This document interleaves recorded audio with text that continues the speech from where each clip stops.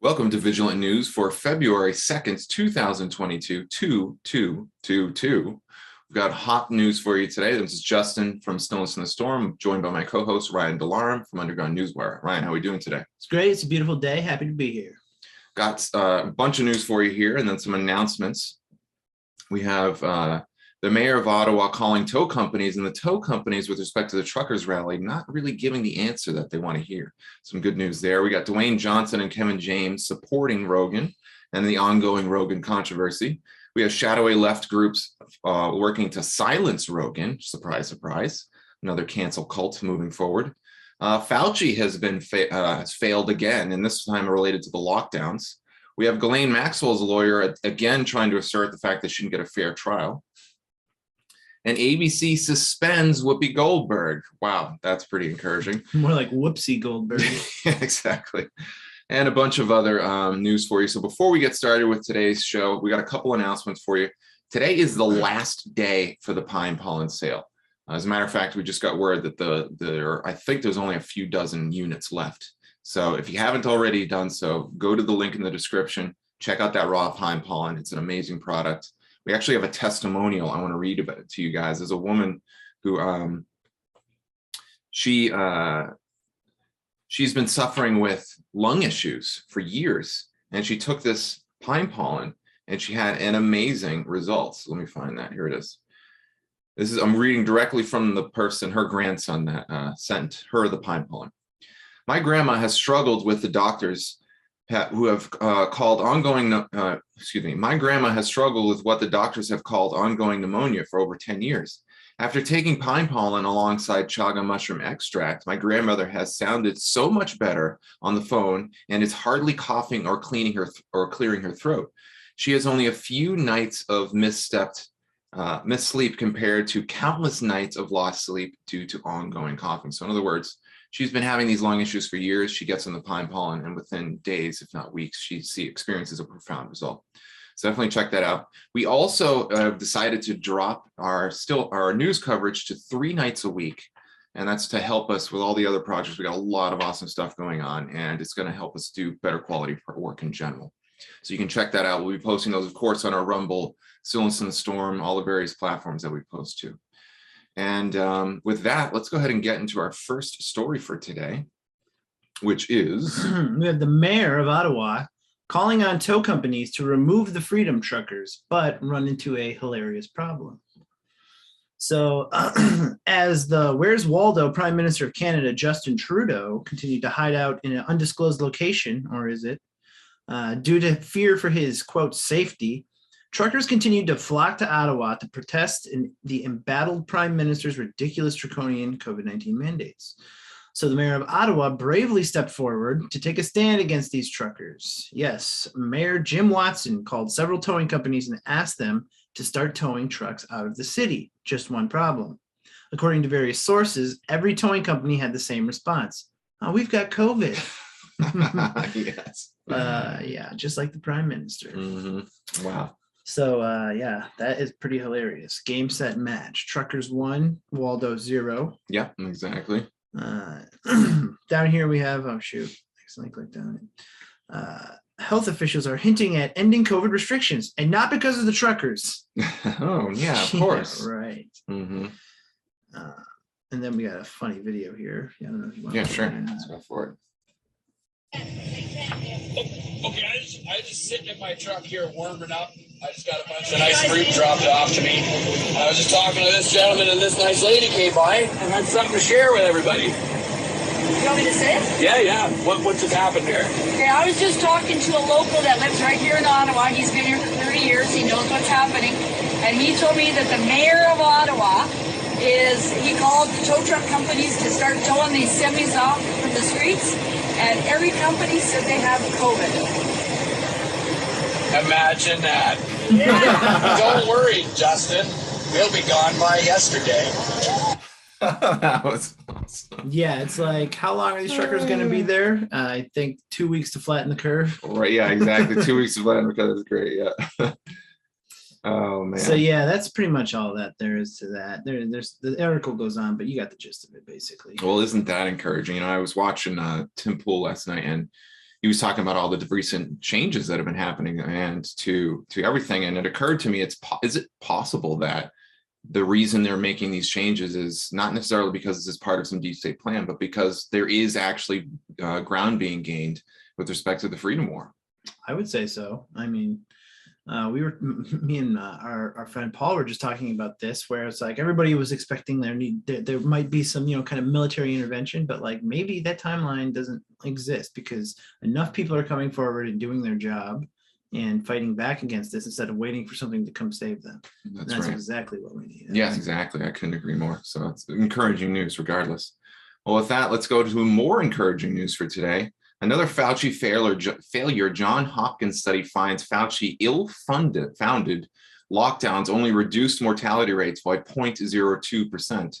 And that's from a John Hopkins study. So they probably stretched the numbers as much as they could to get that result. At least that's my suspicion, just my opinion. Yeah, they're like, oh, we can't have 0.1%. Let's bump it up to 0.2. Yeah, exactly.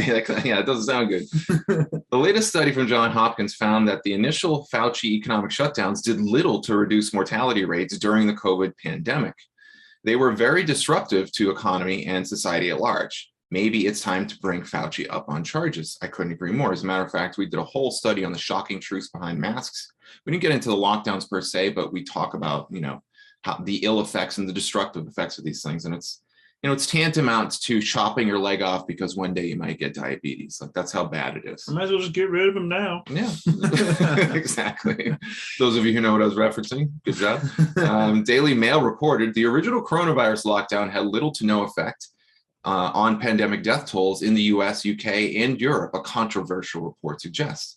Economists who carried out a meta-analysis estimated that draconian restrictions first imposed in spring 2020, including stay-at-home orders, compulsory masks, and social distancing, only reduced COVID mortality rates by 0.2%. So that's like barely anything, obviously. But it totally devastated local businesses across the country, families, all kinds of stuff.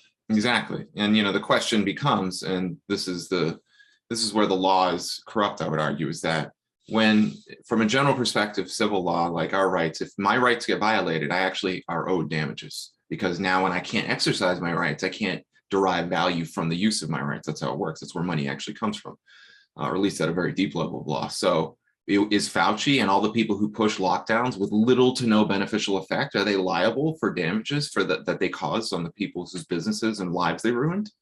Well, I think at a general level, yeah, but is the legal system going to recognize this?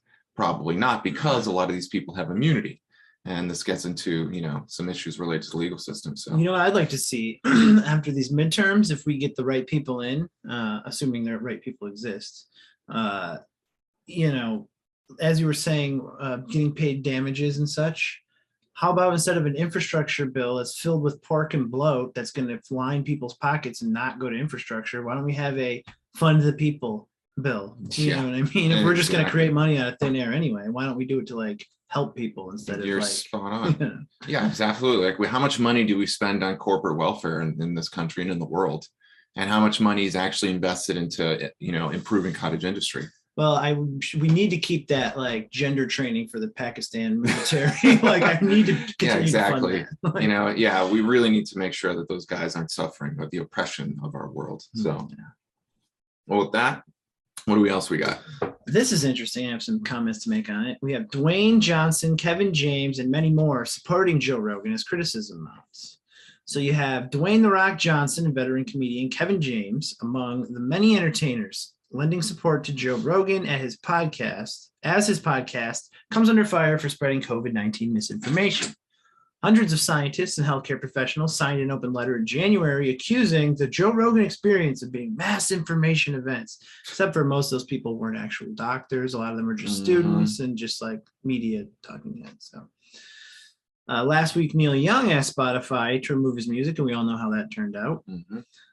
Rogan responded on Sunday, sharing a video, which we also went over in a previous episode. And I think it was really well worded. He said, I like to stay sharp. I like to have conversations with different people with different viewpoints. That's what the show's all about. We're going to continue doing that. And I think it should continue that way. Right. Yep. Just because information is presented isn't dangerous in itself. People have to process it and come to their own. Agreed. Great stuff here, brother, The Rock wrote. Perfectly articulated. Look forward to coming on one day and breaking out the tequila with you. I would watch that. Right. James, star of King of Queens, and Paul Blart Mall Cop added, Joe, we go way back, and all these years I've known you to be nothing but objective and seeking the truth. Thank you. Love you, brother. That's good. That's the kind of stuff you like to see. Mm-hmm. But of course, Joe was just a weed that sprung up outside the mainstream media paradise. Right. You're doing a great job, Jewel wrote, singer Jewel. Keep it up. The electronic artist Cascade said, nailed it. Comedian Andrew Dice Clay wrote, so well said. I'm so proud of how you have handled it all. Stay strong, my friend. No kidding. Dice Clay, that's cool. Yeah. Still alive, I guess. Yeah, I had no idea. His hair. Yeah, maybe we can get him on. Yeah, right. There we go.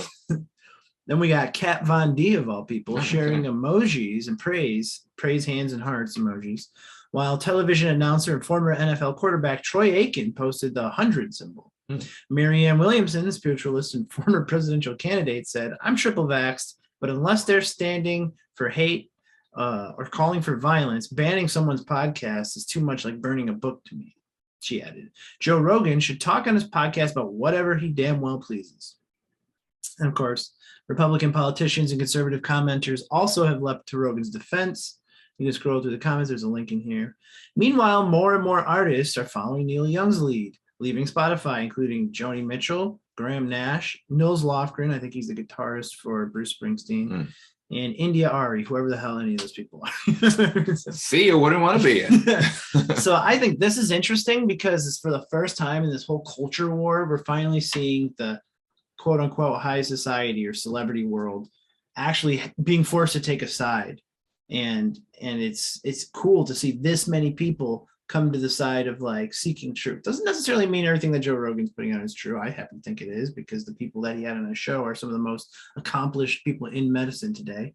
But it's causing, it's usually you'll see like one person come out in favor of like these topics that we kind of tend to report on, and then they get immediately canceled and publicly humiliated. But that's now right. This is like half a dozen people at least coming out in favor of Joe Rogan. I think more and more are going to as this story goes on, because this is a developing story. So yeah, absolutely. And it's good news that people are actually taking that side, and it's revealing that the supposed, freedom fighters in music are just end up being card-carrying members of the establishment, basically. Yeah, funded by Blackstone and Pfizer. That's what part of the Rockin' in the Free World makes you think of Pfizer and Blackstone? Yeah, exactly. Like basically the people who bought 50% of Neil Young's music just so happen to be like a degree of separation away from the manufacturers of the vaccines. Oh yeah, I mean it's like just like the FDA and the Big Pharma, board members. It's like a revolving door. The same thing is true with Blackstone and Pfizer. You had like president and somebody else like just cycling through. So right. It's Pfizer is wearing Blackstone like a glove and making Neil Young do this stuff because they are basically his employer at this point. Yeah, exactly. Quite revealing. Well, with that, let's turn to another piece of interesting news. We have Ghislaine Maxwell's lawyer say juror violated her rights to a fair trial. This is Scotty Dale, who is the juror in question. He revealed that he was sexually abused as a child, which prompted Ghislaine Maxwell's lawyer to request a retrial. You blew it, buddy. Yeah, exactly. Like, I mean, I don't know. I don't think just merely having had been abused as a child is enough to declare your opinion on the trial a complete sham. I think there needs to be a little bit more granular analysis. But well, you think they would have asked that before the trial? You know what I mean? It's just so fishy and it's so stupid and sloppy. It's like, what is it? Is it intentional? Or is it just like straight up incompetence? Well, right. I mean, it's like being like the evidence shows that she, participated in human trafficking. And yet, because I agree with the evidence and I happen to have a history that you don't like, somehow my decision has no merit. That's not true at all. The decision has merit independent of my past and history in this situation. But, well, he was abused. She's innocent. Yeah, exactly. So Maxwell's lawyers also said the juror corrupted their voir dire. Excuse the horrible pronunciation, the process during jury selection when the judge and attorneys questioned potential jurors to determine if they could be impartial in the case. The claims were included in a Tuesday letter from Maxwell's attorney to Judge Allison Nathan. arguing why their motion for a new trial should remain sealed. Maxwell's attorney called for a new trial last month after the juror revealed that he had been sexually abused as a child in a number of press interviews after the trial. The juror, identified by his first and middle name, Scotty David, said he could recall how he answered questions and past sex abuse that were posed to potential panelists in questionnaire before the trial. David told Reuters that he, quote, flew through the questionnaire, but was sure that he answered the questions truthfully. So it sounds like they're trying to argue that in the pre-trial selection, he potentially didn't honor his obligations to be truthful and forthcoming. In Tuesday's letter, Maxwell's attorney said their retrial motion should remain under wraps until the court makes a ruling or after a potential hearing on the request. The defense team argued that unsealing the motion would give the juror, quote, an improper preview of information he does not have and should never have, or at the very least should not have at this point in the process. Among the information the lawyers are trying to keep from the jurors are his, quote, exact questionnaire responses that have not been made public.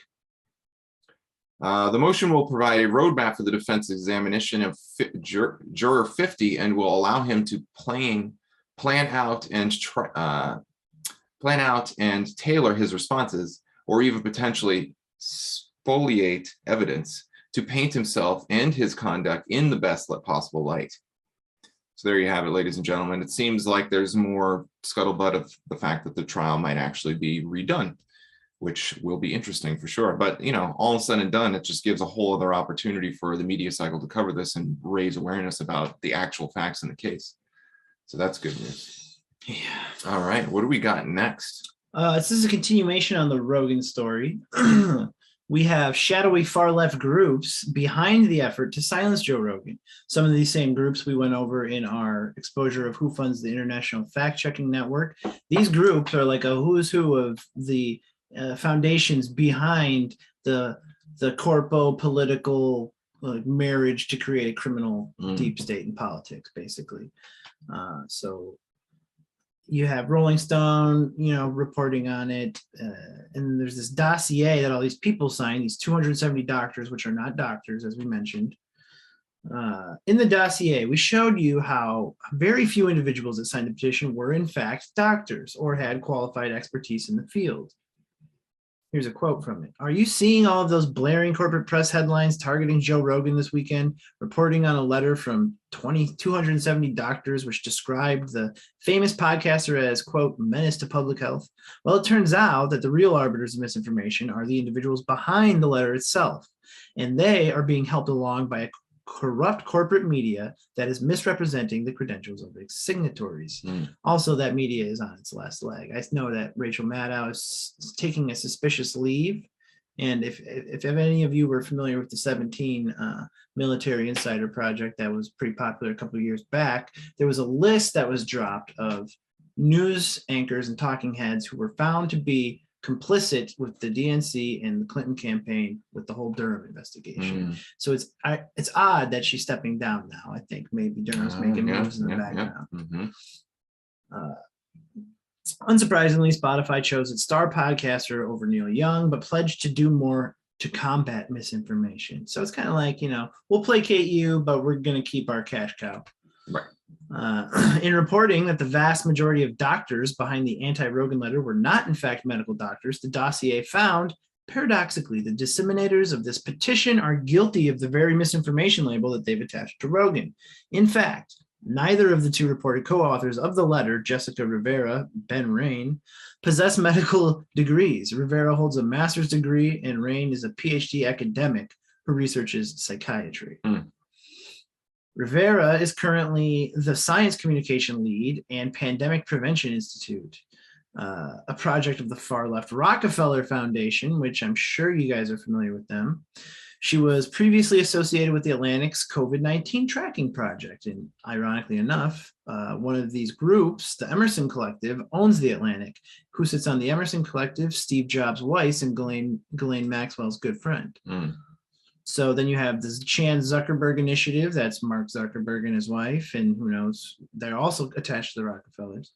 And then you have the Robert Wood Johnson Foundation, which I'm not familiar with. Rivera, who has accused Joe Rogan of spreading misinformation about mRNA shots, has spread plenty of misinformation on COVID-19 herself, including the pseudoscientific claim that vaccine-induced immunity is better than natural immunity. Yeah. Some of these tweets are damning. Like, you can't take these back. Yep. And it's odd that these tweets were literally a little more than a month ago. Vaccine-induced immunity greater than immunity from natural infection. Please get vaccinated, even if you've had COVID-19. Do not risk reinfection. How many people are at their hand in the cookie jar? Tell me about it, yeah. And then, of course, you have Rolling Stone, this fake institution that used to have some kind of stuff going, arguably, but, I think even as far back in the days of Hunter Thompson, they were compromised. But right. In the piece, Rolling Stone provides more intel to readers on the petition that generated endless sensational headlines. Key additional players in disseminating the petition are supposed experts in the form of Dr. Katrine Wallace, and a college student and TikToker named Abby Richards. What, really? Yeah, wait till you see this. So instead of like Dr. Robert Malone, who created the mRNA vaccines, and the most published epidemiologist, cardiologist of all time, Dr. Peter McCullough, you got a TikToker and this fake doctor woman here, Dr. Katrine Wallace, who's just like a bubbly, hip, follow the science. I'm not, like, oh my God, they're more credible. Trust this person. Yeah, clearly.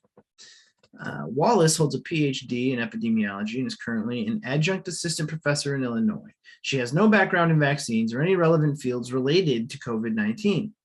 A brief overview of her published work finds it largely involves publishing research papers on the urinary tract, per Google Scholar. She has spent the COVID years publishing academic papers almost exclusively about prostate cancer and ovarian cancer.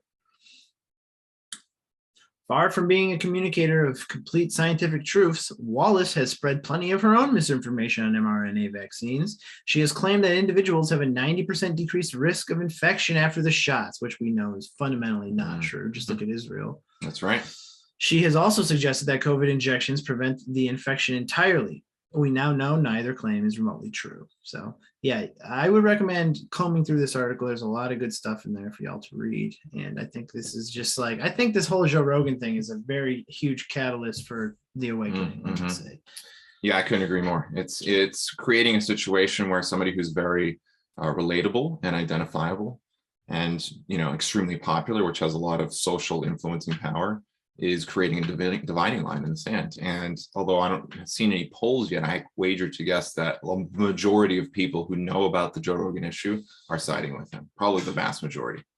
So that's good. All right, well, for another piece of good news, we're just loading it up today. Yeah.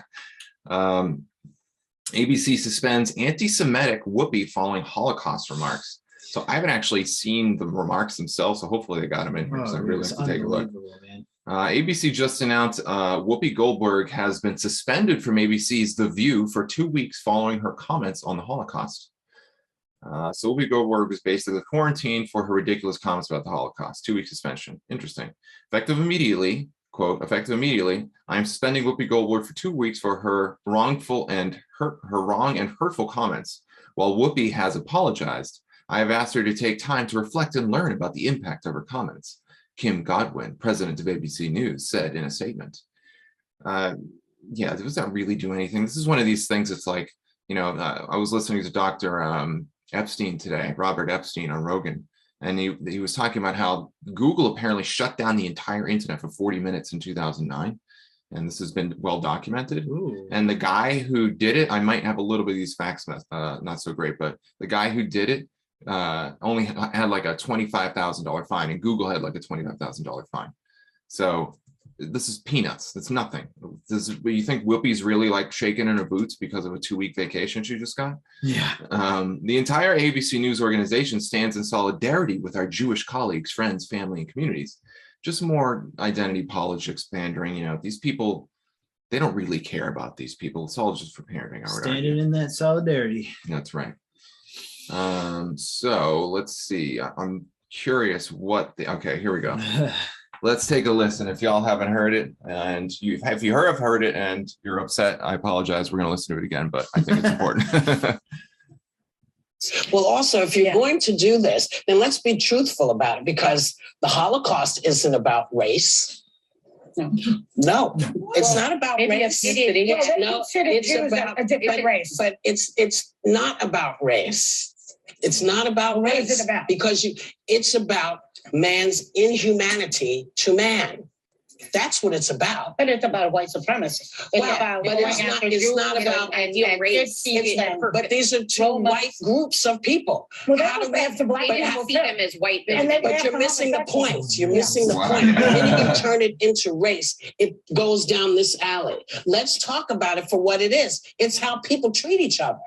It's a problem. It doesn't matter if you're black or white, because black, white, Jews, everybody eats each other. So if you're uncomfortable, if you hear about mouse, should you be worried? Should your child say, oh my God, I wonder if that's me? No, that's not what they're going to say. They're going to say, I don't want to be Trying to cut her off. like that. I think so, yeah.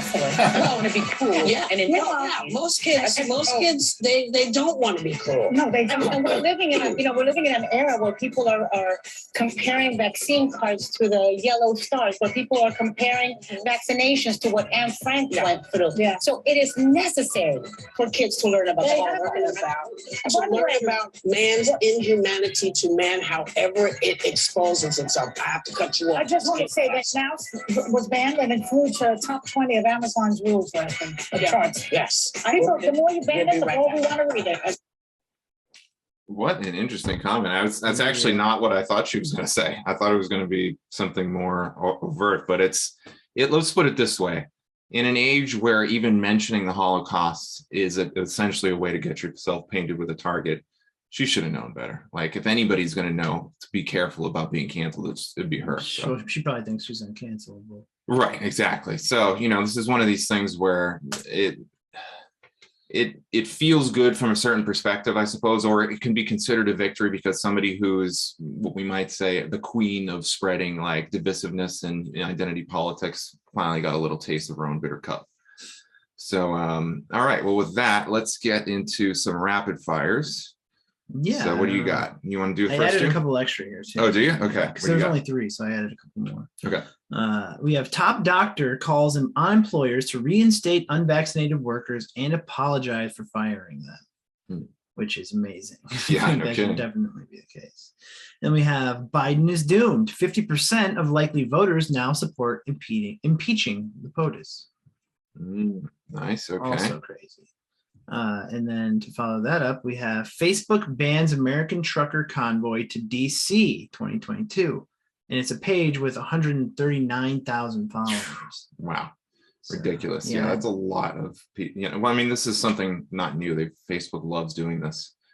It's like, oh, we're all about free speech. We're all about discussion and social interaction, but just not if the things we don't agree with them. Can you imagine if what happened in Ottawa was taking place in Washington, Oh my D.C.? God. Yeah, I would be. You thought the insurrection was. I know. You can only imagine the media alarmism that's going to spread if that actually gets pulled off. Well, supposedly they're actually coming to DC. They're going to start in California and move to DC. That's what I watched a video about that. As a matter of fact, I think it's actually in here somewhere. Yeah. Here, I'll just play this real quick for people. It won't take like 30 seconds.